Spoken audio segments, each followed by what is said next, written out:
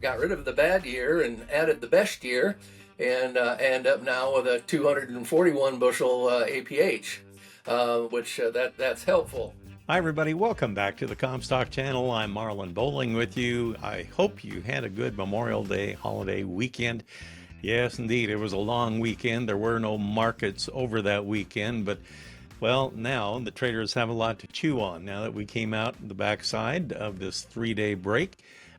We have a lot of stuff to talk about, and I want to welcome in David Kruse, the founder of Comstock Investments here. And I want to talk about the situation as we head into June. David, we're going to have some prevent plant things to consider here. So before we dive into that, I want to remind everybody this is very important. So make a note of this program. You might want to refer back to it a little later and share it with others as well.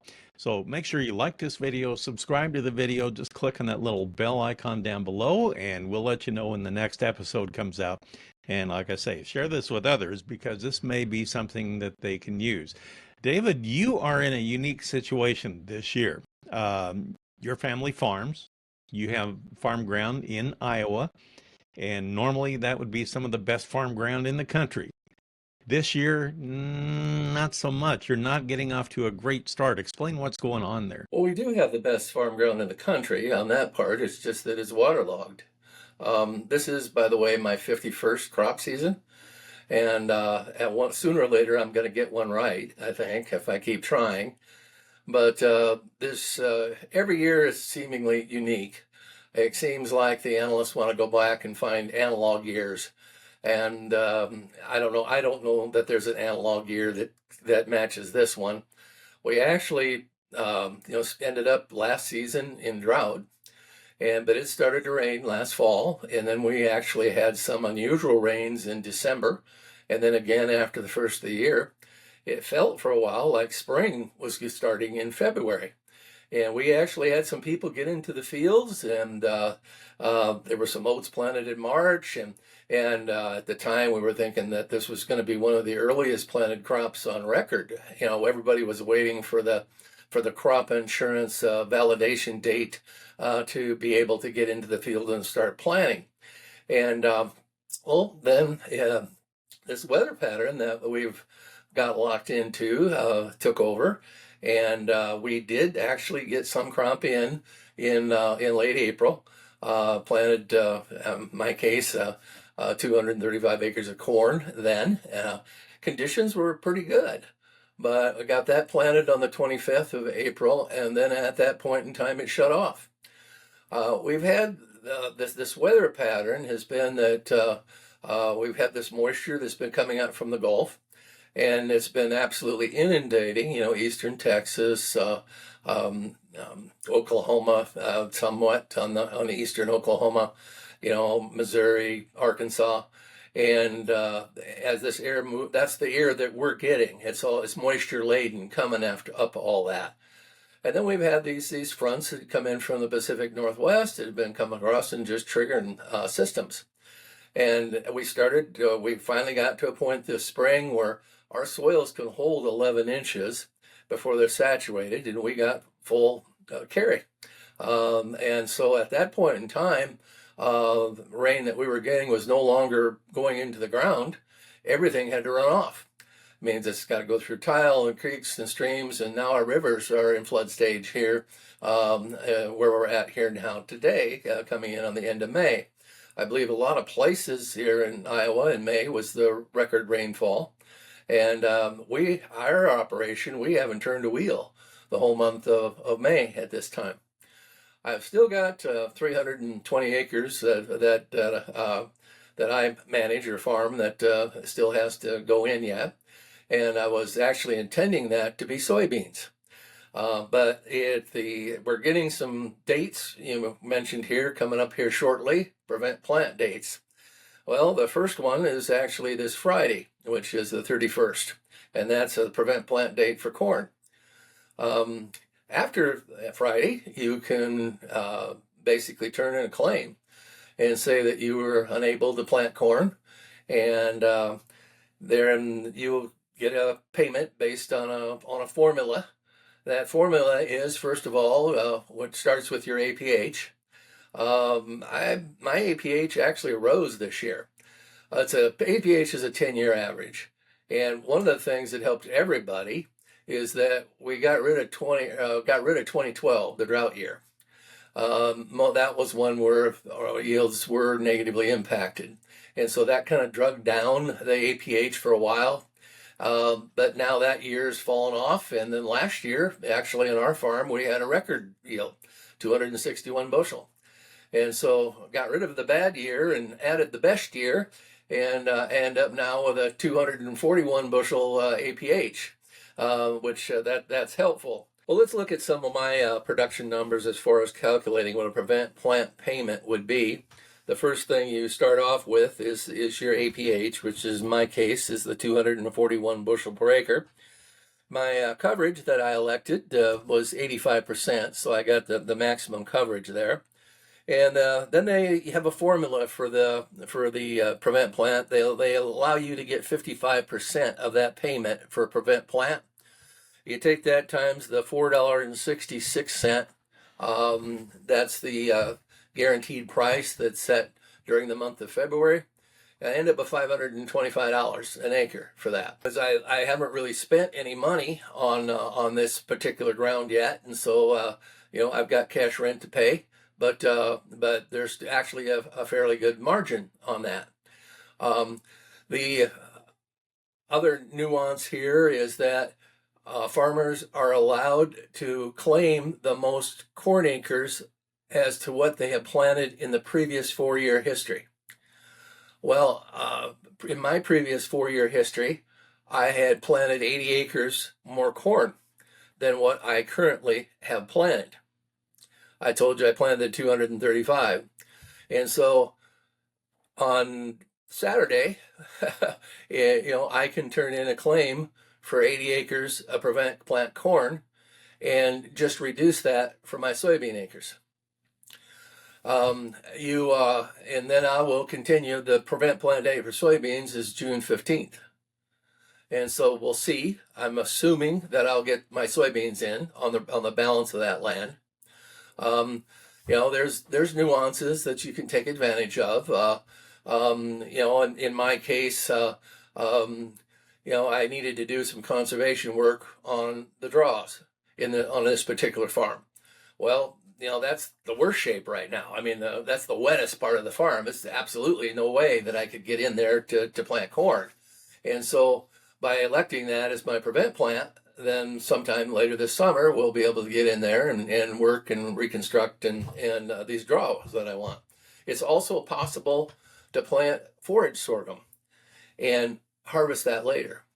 You can not harvest anything for grain, I did this once before. It's been a number of years ago, where we went in and almost July and put in some forage sorghum in rows, and then a dairy came in later that fall and chopped it all off, or whatever, and so that worked out pretty well. So there was you may make a barter deal or whatever for manure or whatever, but you can see. But one of the things you really don't want to leave prevent plant with nothing, no crop.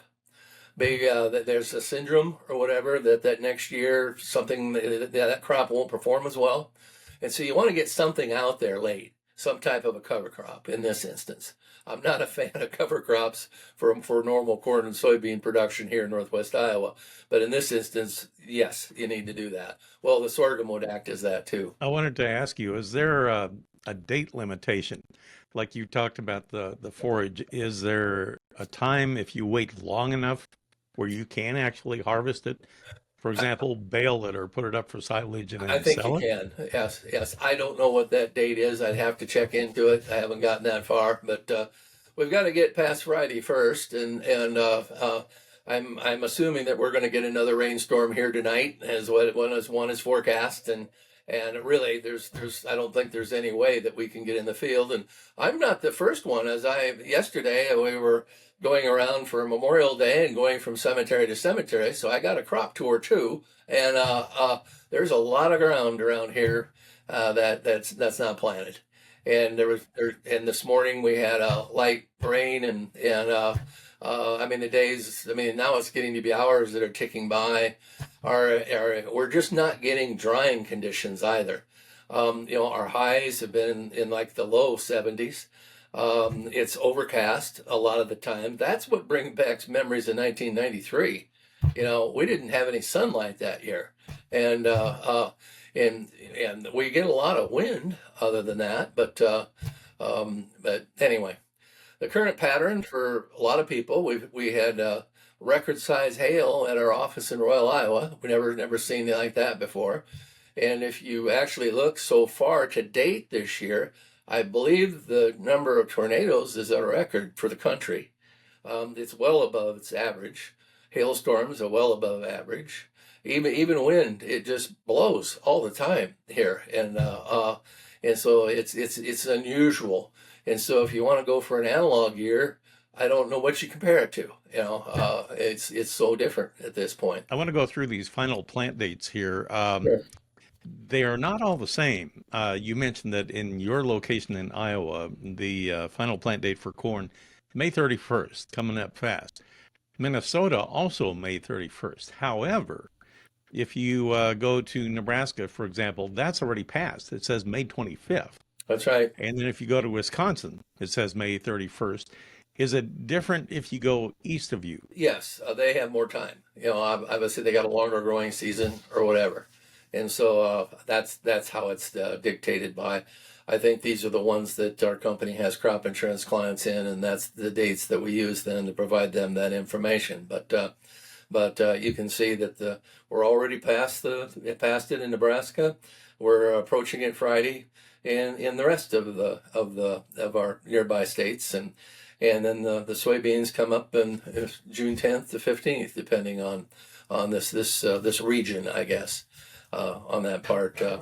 We've had a lot of good luck with early planted soybeans in recent years, and so this is kind of discouraging. I got to go back to I guess my anniversary was in 1973, and I remember getting married on June 3rd, and we didn't have the soybeans planted yet, and I came back from a short honeymoon and got them planted on the 7th. So, and they did all right yet.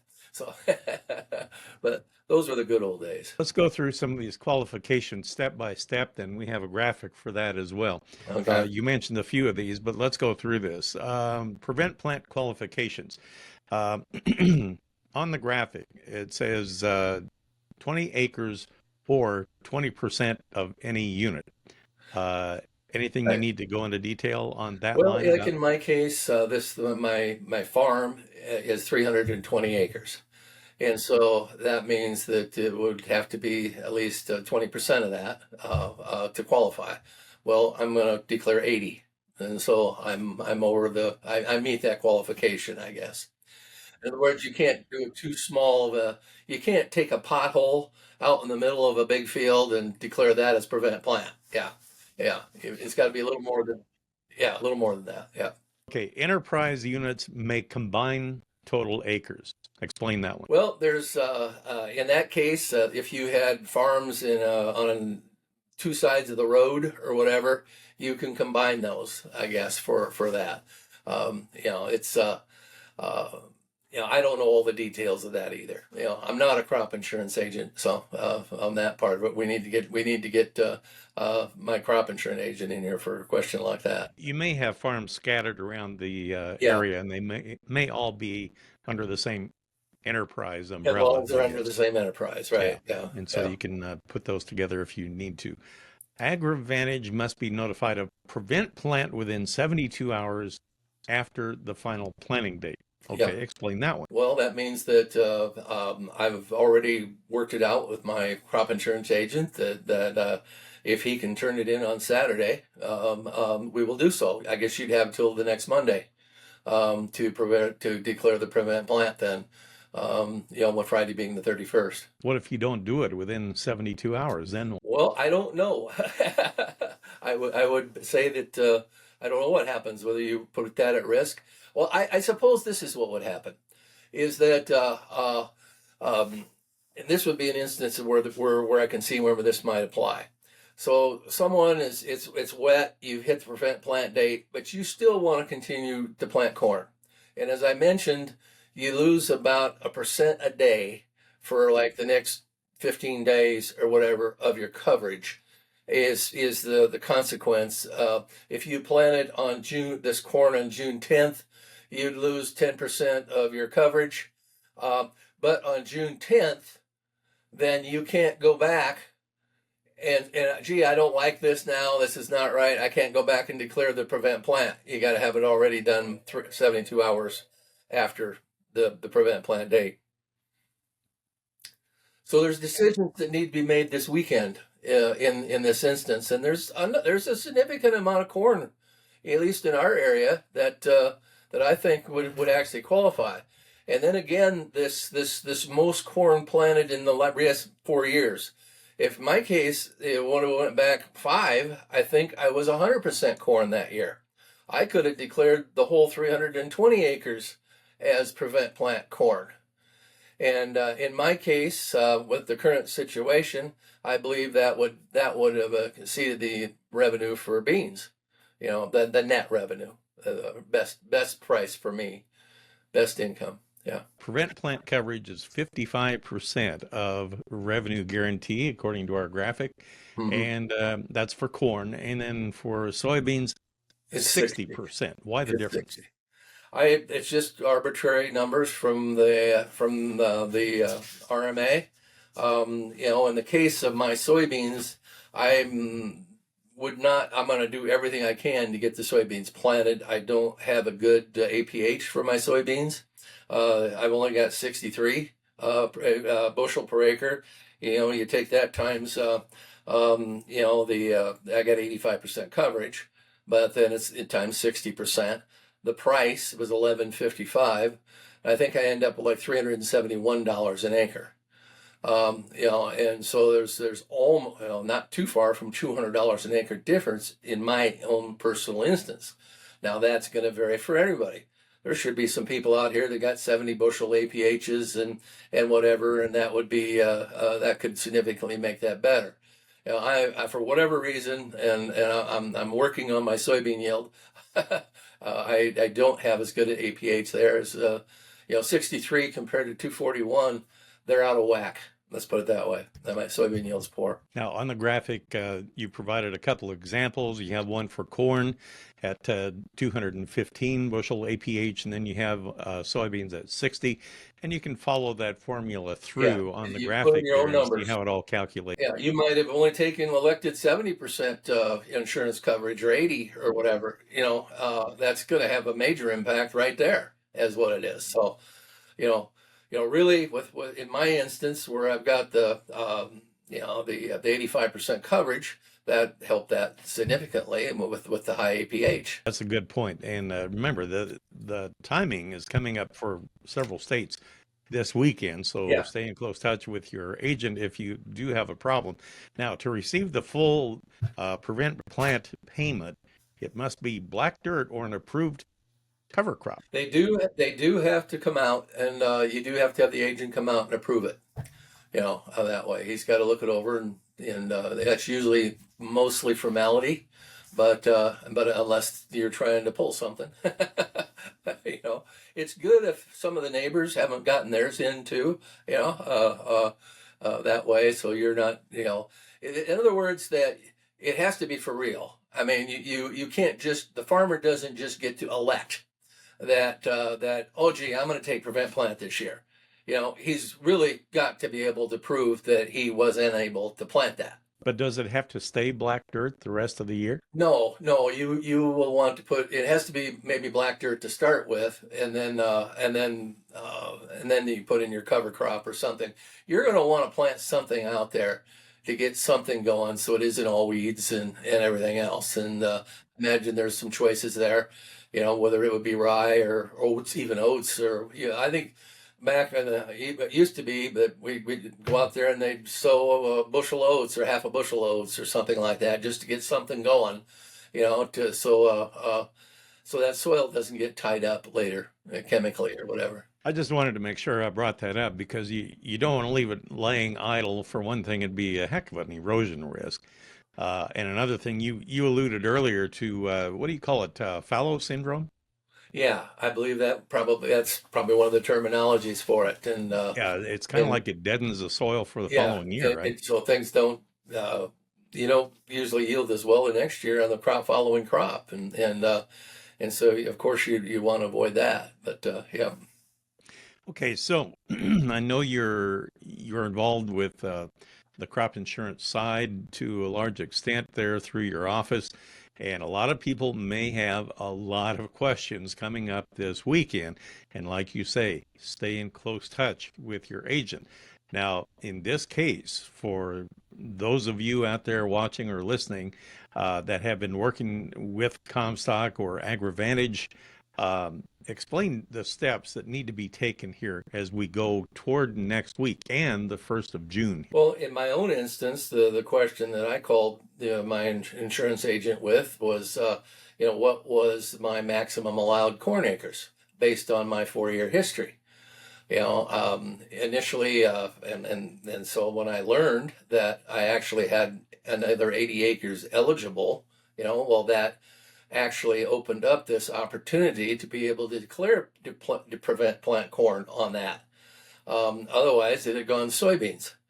And so ultimately, what's going to happen is that in my case is it probably would not be my intended corn acres that would get cut, but my intended soybean acres that get cut, because I'm going to have the 80 acres of that will be the prevent plant corn. But that's the way the rules are, and so that's the first question that you'd ask, and you're going to need to know your APH or calculate your payment, and see where you're at,